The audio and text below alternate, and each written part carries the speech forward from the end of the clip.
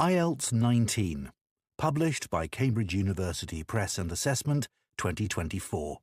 This recording is copyright. Test 1. This is the IELTS listening test. You will hear a number of different recordings and you will have to answer questions on what you hear. There will be time for you to read the instructions and questions and you will have a chance to check your work. All the recordings will be played once only. The test is in 4 parts. At the end of the test, you will be given 10 minutes to transfer your answers to an answer sheet. Now turn to Part 1.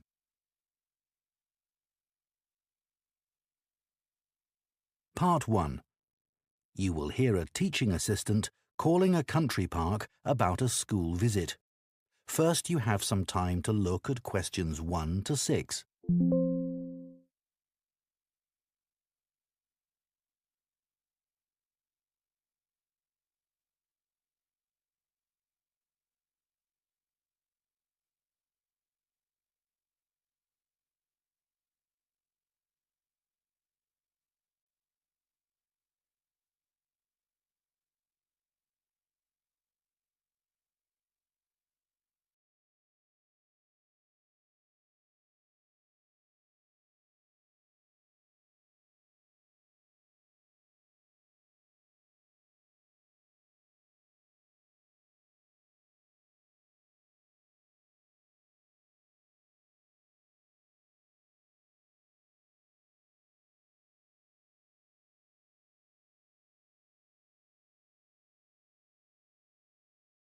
Of our classes. OK. What would you like to know? Well, I'm new to this area, so perhaps you could tell me something about the park first, please. Of course. Altogether, the park covers 170 acres. That's 69 hectares. There are 3 main types of habitat: wetland, grassland and woodland. The woods are well established and varied, with an oak plantation and other areas of mixed species. Right. The wetland is quite varied too. The original farmland was dug up around 40 years ago to extract gravel. Once this work was completed, the gravel pits filled with water, forming the 2 large lakes. There are also several smaller ones, ponds, and a stream that flows through the park.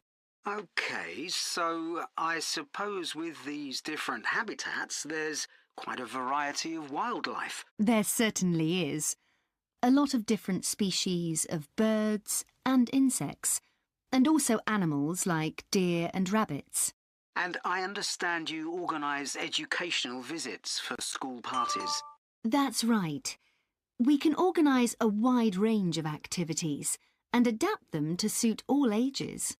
Can you give me some examples of the activities? Well, one focus is on science, where we help children to discover and study plants, trees and insects. They also collect and analyse data about the things they see. Another focus is on geography. The park is a great environment to learn and practice reading a map and using a compass to navigate around the park. Do you do anything connected with history? Yes, we do. For instance, the children can explore how the use of the land has changed over time. Then there's leisure and tourism. That focuses on your visitors, I would imagine. Yes, mostly. The children find out about them, their requirements, the problems they may cause, and how we manage these. And another subject we cover is music. Here the children experiment with natural materials to create sounds and explore rhythm and tempo. That must be fun. Most children really enjoy it.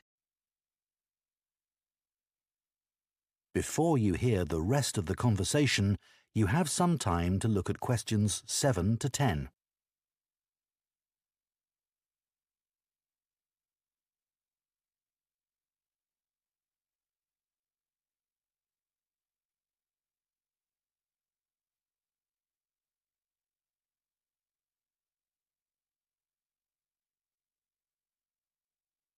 Now listen and answer questions 7 to 10. And of course, all the activities are educational too. Learning outside the classroom encourages children to be creative and to explore and discover for themselves. I would imagine they get a sense of freedom that might not be a normal part of their lives. That's right. And very often, the children discover that they can do things they didn't know they could do, and they develop new skills. This gives them greater self-confidence. It sounds great. So, what about the practical side of it?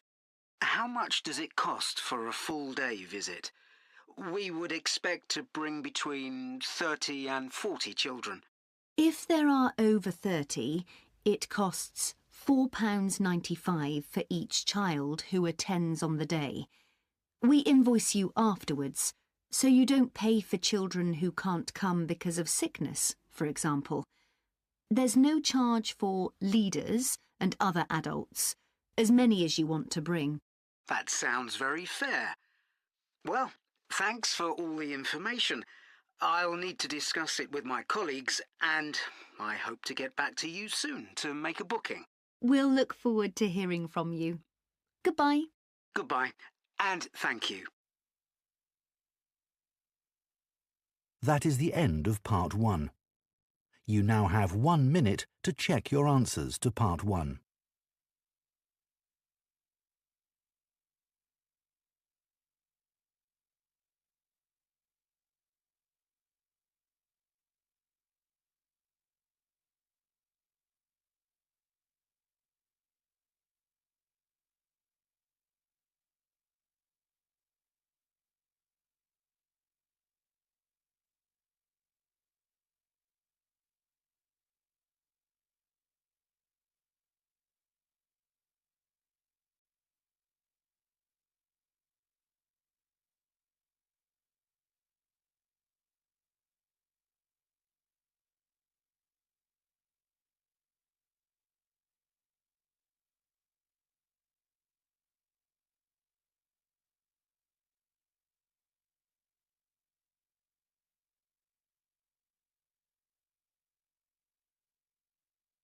Part 2.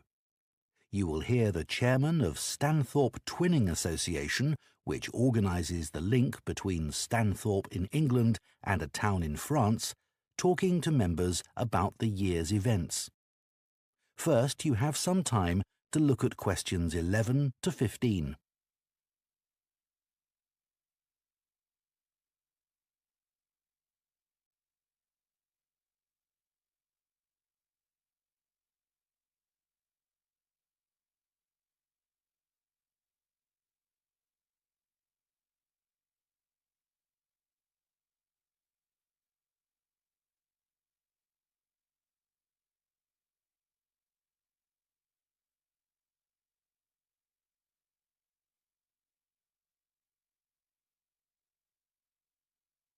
Now listen carefully and answer questions 11 to 15. It's great to see so many members of the Twinning Association here tonight. Since the twinning link between our two towns, Stanthorpe here in England and Malat in France, was established, the relationship between the towns has gone from strength to strength. Last month, 25 members of the association from Stanthorpe spent a weekend in Malat. Our hosts had arranged a great programme. We learned how cheese is produced in the region and had the chance to taste the products. The theme park trip had to be cancelled, but we all had a great time on the final boat trip down the river. That was the real highlight. This is a special year for the association because it's 25 years since we were founded. In Malat, they're planning to mark this by building a footbridge in the municipal park. We've been discussing what to do here, and we've decided to plant a poplar tree in the museum gardens.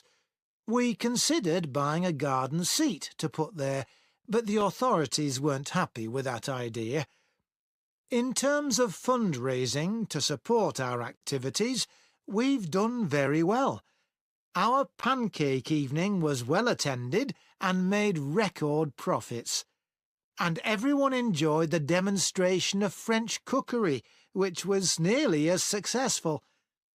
Numbers for our film show were limited because of the venue, so we're looking for somewhere bigger next year.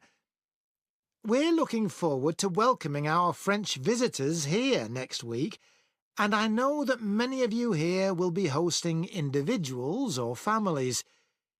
The coach from France will arrive at 5 p.m. on Friday. Don't try to do too much that first evening, as they'll be tired, so have dinner in the house or garden rather than eating out. The weather looks as if it'll be okay, so you might like to plan a barbecue. Then the next morning's market day in town, and that's always a good place to stroll round. On Saturday evening, we'll all meet up at the football club, where once again we'll have Toby Sharp and his band performing English and Scottish country songs. Toby will already be well known to many of you, as last year he organised our special quiz night and presented the prizes. Before you hear the rest of the talk, you have some time to look at questions 16 to 20.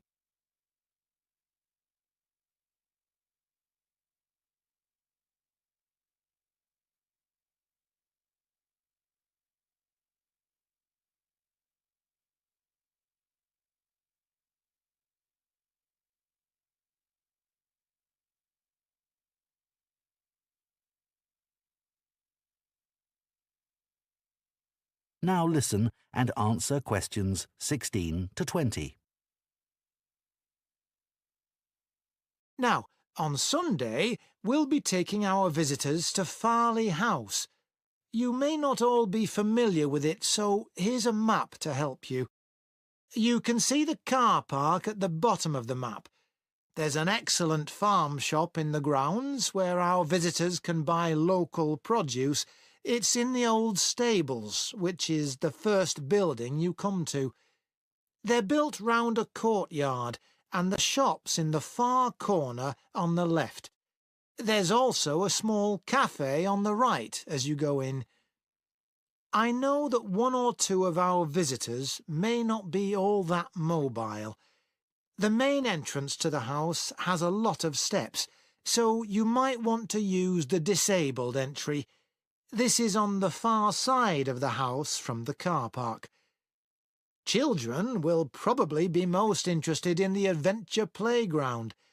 That's at the northern end of the larger lake, in a bend on the path that leads to the lake. There's lots for children to do there.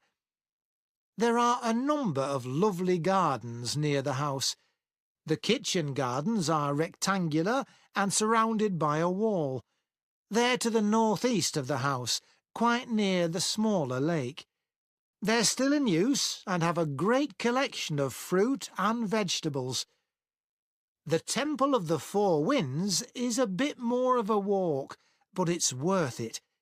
Take the path from the car park and go past the western sides of the stables and the house. Then, when the path forks, take the right-hand path. Go up there with the woods on your left, and the temple is right at the end. There are great views over the whole area.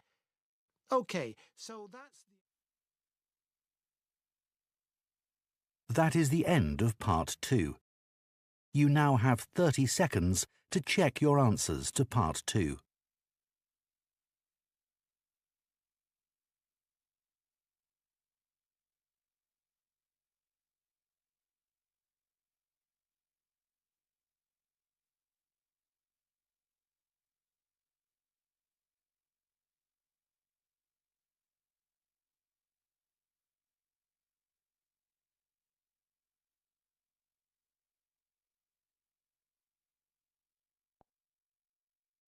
Part 3.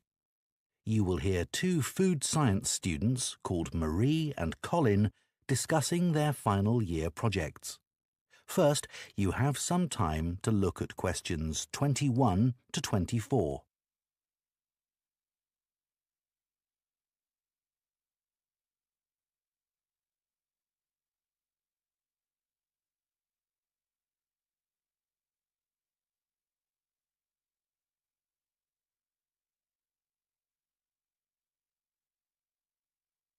Now listen carefully and answer questions 21 to 24. I haven't seen you for a bit, Marie.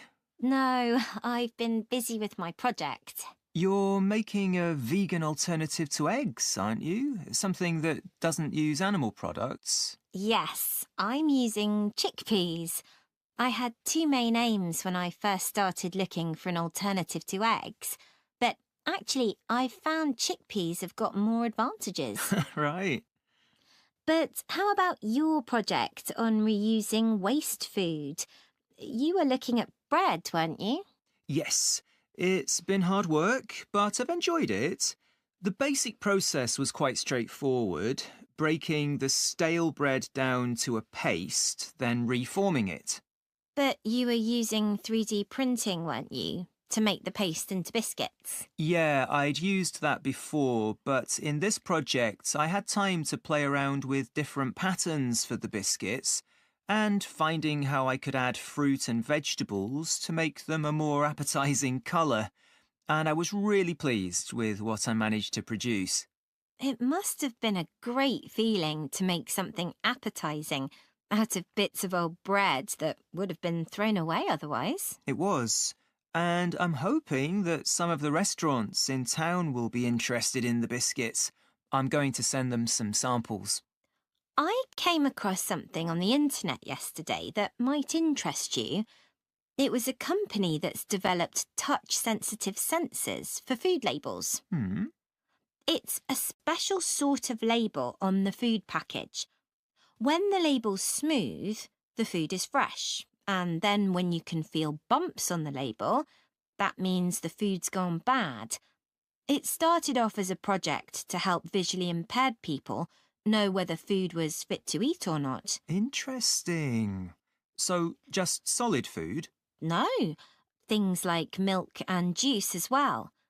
But actually, I thought it might be really good for drug storage in hospitals and pharmacies. Right. And coming back to food, maybe it'd be possible to use it for other things besides freshness, like how many kilograms a joint of meat is, for example. Yes, there's all sorts of possibilities.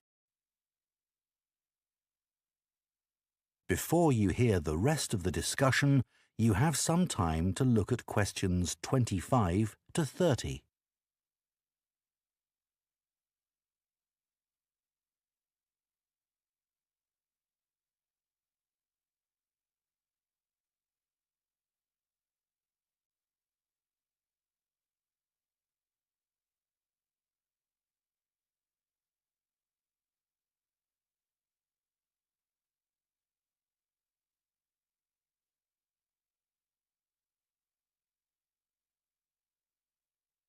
Now listen and answer questions 25 to 30. I was reading an article about food trends predicting how eating habits might change in the next few years. Oh, things like more focus on local products. That seems so obvious, but the shops are still full of imported foods. Yes, they need to be more proactive to address that. And somehow motivate consumers to change, yes. One thing everyone's aware of is the need for a reduction in unnecessary packaging. But just about everything you buy in supermarkets is still covered in plastic. The government needs to do something about it. Absolutely. It's got to change. Do you think there'll be more interest in gluten and lactose-free food? For people with allergies or food intolerances? I don't know. Lots of people I know have been buying that type of food for years now. Yes, even if they haven't been diagnosed with an allergy. That's right. One thing I've noticed is the number of branded products related to celebrity chefs. People watch them cooking on TV and then buy things like spice mixes or frozen foods with the chef's name on.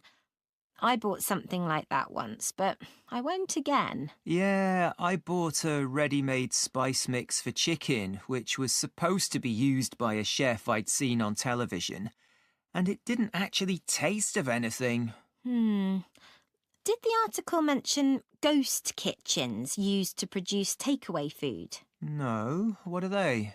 Well, they might have the name of a restaurant, but actually they're a cooking facility just for delivery meals.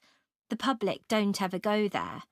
But people aren't aware of that. It's all kept very quiet. So people don't realise the food's not actually from the restaurant? Right.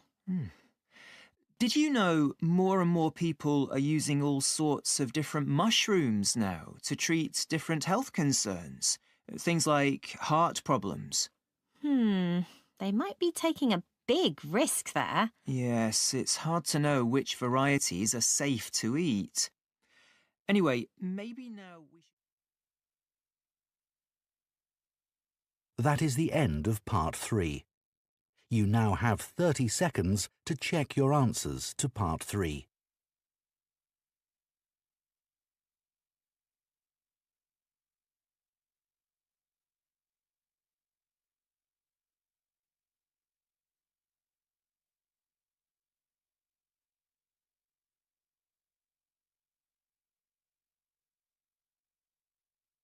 Part 4.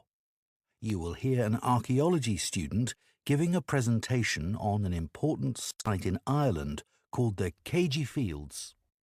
First, you have some time to look at questions 31 to 40.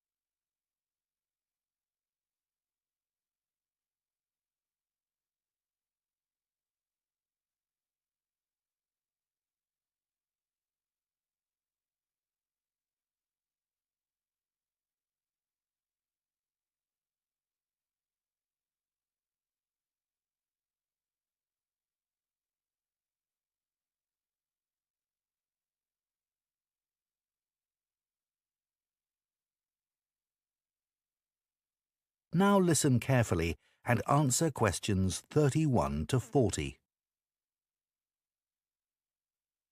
For my presentation today, I'm going to talk about the Cagey Fields in the northwest of Ireland, one of the largest Neolithic sites in the world.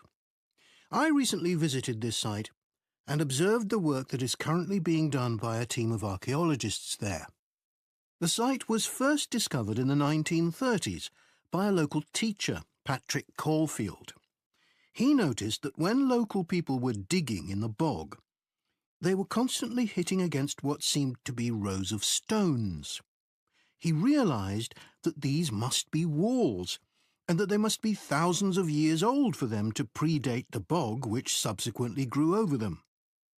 He wrote to the National Museum in Dublin to ask them to investigate, but no one took him seriously. It wasn't until 40 years later, when Patrick Caulfield's son, Seamus, who had become an archaeologist by then, began to explore further. He inserted iron probes into the bog to map the formation of the stones, a traditional method which local people had always used for finding fuel buried in the bog for thousands of years. Carbon dating later proved that the site was over 5,000 years old and was the largest Neolithic site in Ireland.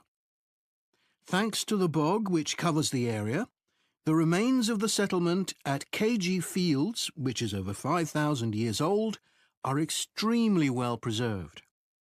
A bog is 90% water, its soil so saturated that when the grasses and heathers that grow on its surface die, they don't fully decay but accumulate in layers.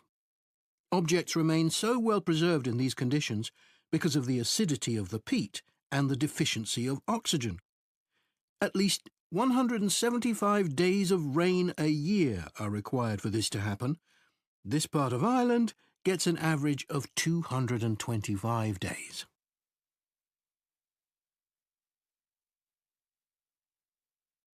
The Neolithic farmers at KG would have enjoyed several centuries of relative peace and stability. Neolithic farmers generally lived in larger communities than their predecessors, with a number of houses built around a community building. As they lived in permanent settlements, Neolithic farmers were able to build bigger houses. These weren't round, as people often assume, but rectangular, with a small hole in the roof that allowed smoke to escape. This is one of many innovations and indicates that the Neolithic farmers were the first people to cook indoors. Another new technology that Neolithic settlers brought to Ireland was pottery. Fragments of Neolithic pots have been found in KG and elsewhere in Ireland. The pots were used for many things, as well as for storing food. Pots were filled with a small amount of fat, and when this was set alight, they served as lamps. It's thought that the KG fields were mainly used as paddocks for animals to graze in. Evidence from the KG fields suggests that each plot of land was of a suitable size to sustain an extended family. They may have used a system of rotational grazing in order to prevent overgrazing and to allow for plant recovery and regrowth. This must have been a year-round activity, as no structures have been found which would have been used to shelter animals in the winter. However, archaeologists believe that this way of life at KG ceased abruptly. Why was this? Well, several factors may have contributed to the changing circumstances. The soil would have become less productive and led to the abandonment of farming. The crop rotation system was partly responsible for this, as it would have been very intensive and was not sustainable. But there were also climatic pressures too. The farmers at KG would have enjoyed a relatively dry period, but this began to change, and the conditions became wetter as there was a lot more rain. It was these conditions that encouraged the bog to form over the area, which survives today. So now I'd like to show you some... That is the end of Part 4. You now have 1 minute to check your answers to Part 4.